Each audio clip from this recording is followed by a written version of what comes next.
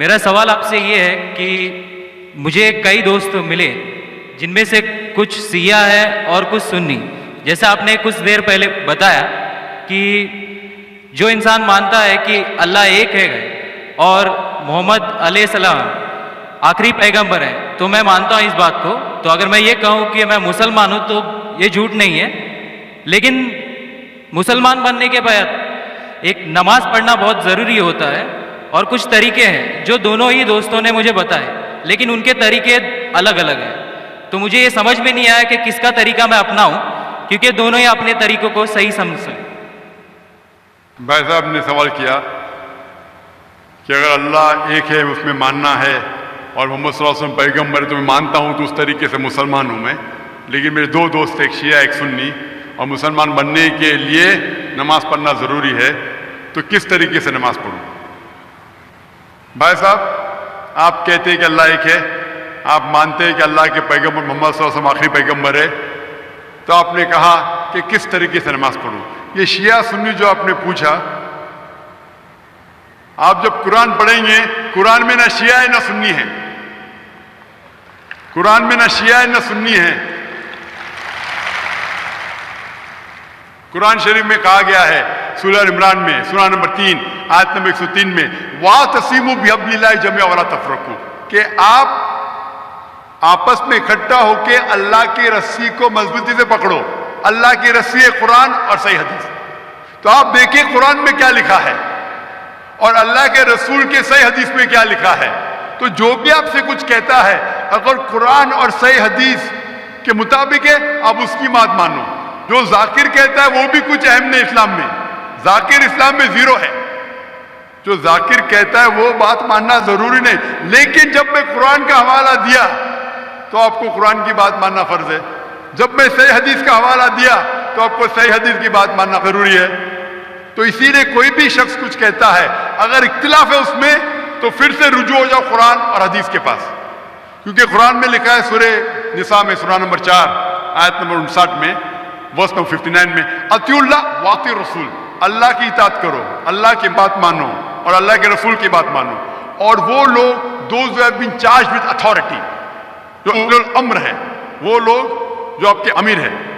لیکن اگر ان میں اختلاف ہے پھر سے رجوع ہو قرآن اور حدیث کے پاس, اللہ اور اللہ کے رسول کے پاس.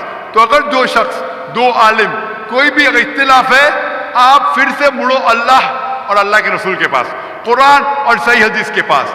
پھر دیکھو کہ کون سا دوست, کون سا مسلم, کون سا عالم, کون سا مولانا قرآن اور صحیح حدیث کے مطابق کہہ رہا ہے. آپ سمجھے؟ تو اس سے پتا چلے گا کہ کیا صحیح ہے. آپ بولتے ہیں کہ نماز پڑھنے کے طریقے میں اختلاف ہے, شروع میں کم از کم جو یکساں ہے وہ تو شروع کرو. اختلاف بہت تھوڑا ہے, نماز کے طریقے میں اختلاف بہت تھوڑا ہے, جو یکساں ہے وہ تو شروع کرو. اگر آپ مسلمان بننا چاہتے ہیں تو اتنا وقت کیوں لے رہے؟ خالی نام کے مسلمان ہونا ضروری نہیں ہے, وہ کوئی فائدہ نہیں. عملی طور پہ مانو کہ اللہ ایک ہے, اس کی عبادت کرو اور آخری رسول محمد صلی اللہ علیہ وسلم پہ ایمان لاؤ. اور اس کے بعد پھر تحقیق کرو آپ کے دو دوست لوگ جو بول رہے قرآن سے کون میچ کرتا ہے, صحیح حدیث سے کون میچ کرتا ہے. کیونکہ اللہ کے رسول فرماتے, صحیح بخاری کی حدیث ہے, اس طریقے سے نماز پڑھو جس طریقے سے آپ نے مجھے دیکھا. تو جو صحیح حدیث سے ثابت ہے, قرآن اور صحیح حدیث سے, اس طریقے سے نماز پڑھو. لیکن اگر 19-20 فرق ہے, کم از کم جو یکساں ہے وہ تو شروع کرو. اختلافی باتوں پہ تحقیق کرو, انشاءاللہ پتہ لگ جائے گا آپ کو کیا صحیح ہے. تو انشاءاللہ ابھی آپ صرف نام کے مسلمان مت نہ ہو, عملی طور کے اوپر مانو کہ اللہ ایک ہے اور اللہ کے رسول محمد صلی اللہ علیہ وسلم آخری پیغمبر ہے. میرا سوال یہ ہے سر آپ سے, آپ جب کسی ہندو گیتا یا وید کا حوالہ دے کر اگر آپ کچھ بولتے ہیں یا قرآن سے وہ ملتا ہے تو کیا اس کے اوپر ہم عمل کر سکتے ہیں؟ بھائی صاحب کا سوال ہے کہ جب میں گیتا کا حوالہ دیتا ہوں, وید کا حوالہ دیتا ہوں, دوسرے مذہبی کتابوں کا حوالہ دیتا ہوں, جب وہ قرآن سے ملتی ہے تو کیا ہم اس کے اوپر عمل کر سکتے ہیں؟ قرآن کی بات یا وید کی بات کریں؟ گیتا کی بات, گیتا یا وید کی. گیتا یا وید. تو اگر جو چیز وید اور گیتا میں لکھی ہے اور جو قرآن سے ملتی ہے کیا ہم ان پہ عمل کر سکتے ہیں؟ میرا کہنا یہ ہے کہ قرآن کو کہا گیا فرقان.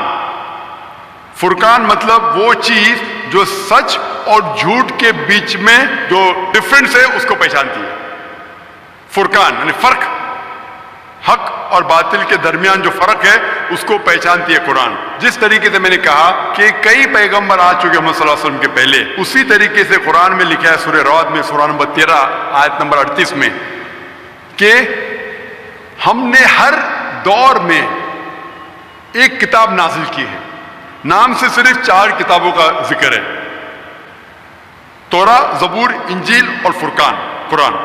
لیکن اس آیت کے مطابق کئی کتابیں نازل کی گئی ہیں، ان کا نام سے ذکر نہیں قرآن مجید میں. لیکن جتنی بھی کتابیں قرآن مجید کے پہلے آئے وہ صرف ایک امت کے لیے تھی، ایک گروہ کے لیے تھی، اور وہ سارا پیغام محدود تھا ایک وقت کے لیے. اسی لیے اللہ سبحانہ و تعالیٰ نے، خدا نے یہ ساری کتابوں کو محفوظ رکھنے کے لیے صحیح نہیں سمجھا، کیونکہ محدود تھی اس وقت کے لیے. اسی لیے یہ جتنی کتاب پہلے نازل ہوئی وہ محفوظ نہیں ہے، نہ اس کی ضرورت ہے.